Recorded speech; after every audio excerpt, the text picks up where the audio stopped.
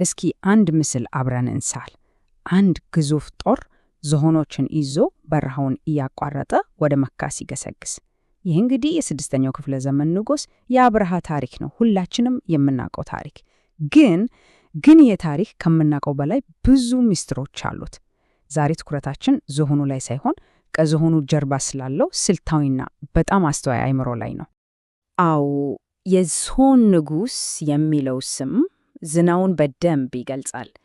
ግን እስኪ የአንድ ጥያቄ እንጠይቅ። ይሄ ዝና፣ ይሄ ታላቅ ስም ከጀርባው ያለውን እውነተኛና ውስብስብ ስልታዊ ታሪክ የሸፈነ ቢሆንስ? ወይም ደግሞ ምናልባት ዝሆኑ ራሱ ትኩረታችንን ከሌላ በጣም አስፈላጊ ከሆነ ነገር ላይ ለማነሳት የተቀመጠ ማዘናጊያ ቢሆንስ? እንግዲህ የዚህ ሁሉ መልስ የሚጀምረው በጣም ባልተጠበቀ ቦታ ነው፣ በአንድ አስደናቂ ግኝት። ታሪክን በአዲስ መልክ እንድንመለከት የሚያስገድደን በጣም ትንሽ ነገር ነው። እሷም በድንጋይ ላይ ተቀርጾ የተገኘ ጽሑፍ። ይሄ የድንጋይ ስባሪ የተገኘው ናይት ከሚባል ቦታ ነው። አሁን ይሄ ቦታ ዝም ብሎ ቦታ አይደለም። የሃያላኑ የዙ ሐምዳን መኳንንት የትውልድ ቦታ ነበር እና እነዚህ መኳንንት እነማን ናቸው? ለአብርሃ አገዛዝ ቁልፍ አጋሮች ነበሩ። ለወታደራዊ ዘመቻዎቹ ዋና ድጋፍ የነበሩት እነሱ ናቸው። ስለዚህ እዛ ቦታ ላይ የተገኘ ማንኛውም ፍንጭ በጣም ትልቅ ትርጉም አለው ማለት ነው። በዚህ ቅርስ ላይ ያለው አምስተኛው መስመር ነው ዋናው ነገር። ኤልፍ ሌሊ ሐሙ ይላል። በቀላሉ ዝሆኖቻቸው ማለት ነው። የሚገርመው ደግሞ የጽሑፉ አጻፋፍ ትንሽ የተዘበራረቀ ነው። ይሄ ምን ያሳያል? ምናልባት ጸሐፊዎች በአዲሱ የአክሱም አስተዳደር ስር ቋንቋውን ገና እየተላመዱ ነበር ማለት ነው። ይህም የሚያሳየን ጽሑፉ የተቀረጸው አክሱማውያን አካባቢውን ዳግም ከተቆጣጠሩ በኋላ በነበረው የለውጥ ወቅት መሆኑን ነው። እሺ፣ አሁን ነው ነገሩ በጣም አስገራሚ የሚሆነው። ይሄ ኤልኤፍ ኤል የሚለው ቃል ምንድን ነው? ከየት የመጣ ነው? እና ከሁሉም በላይ ስለ አብርሃ ጂኦፖለቲካዊ ስትራቴጂም ምን ሊነግረን ይችላል?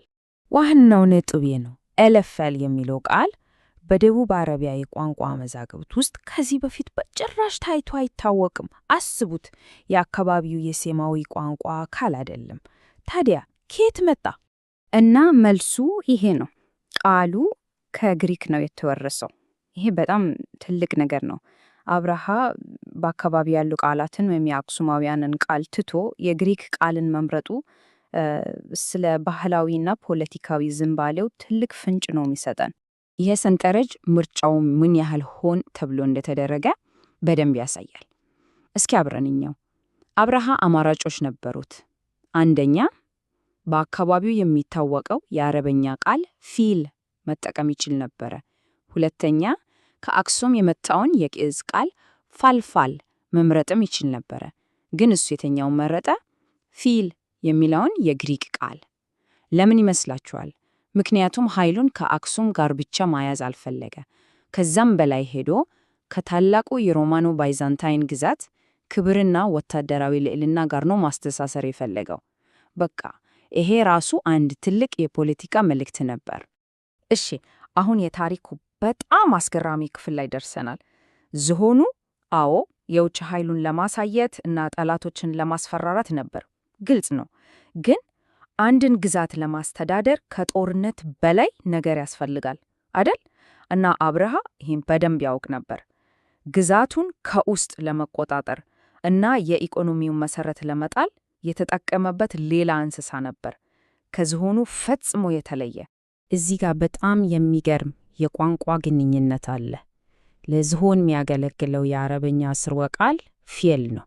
የግዕዝ ቃል ለፊየል ደግሞ ፊየል ነው።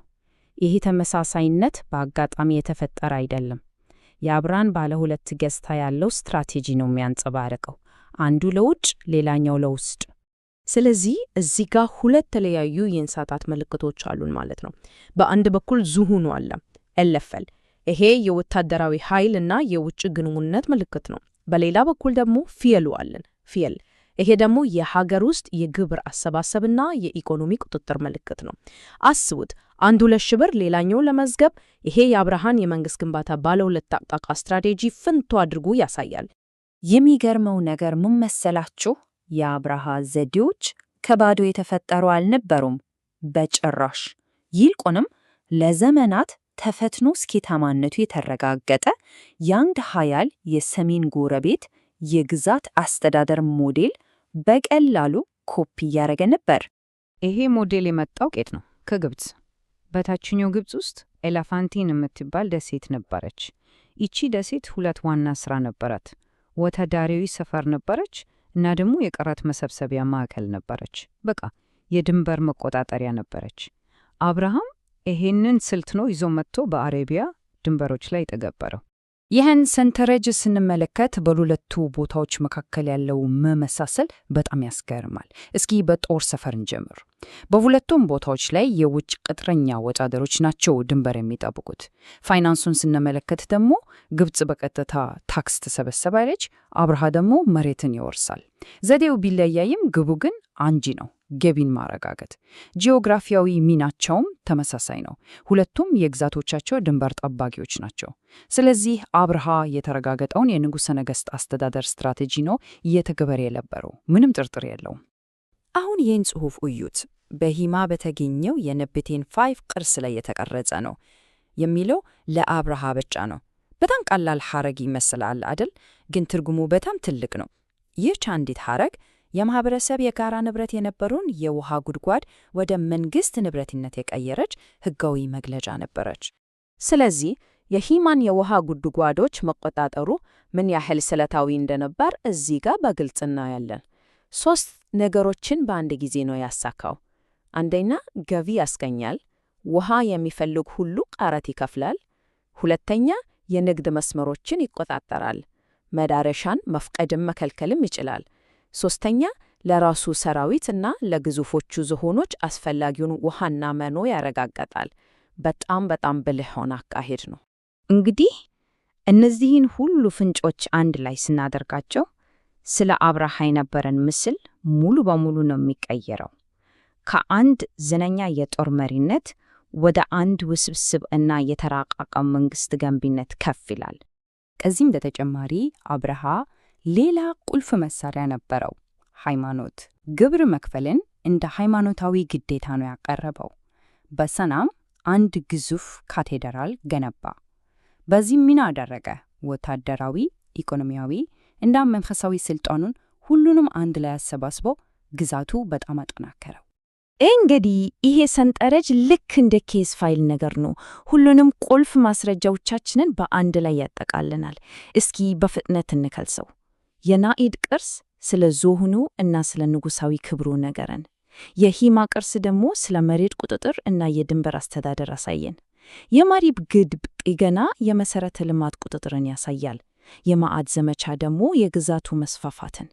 የእንዲያናንዱ ቅርስ የእንዲያናንዱ ፍንጭ ከአንድ ትልቅ እና ስልታዊ ዕቅድ ጀርባ ያለውን አንድ አእምሮ ነው የሚያሳየን። ስለዚህ ወሳኙን ነጥብ ይሄ ነው።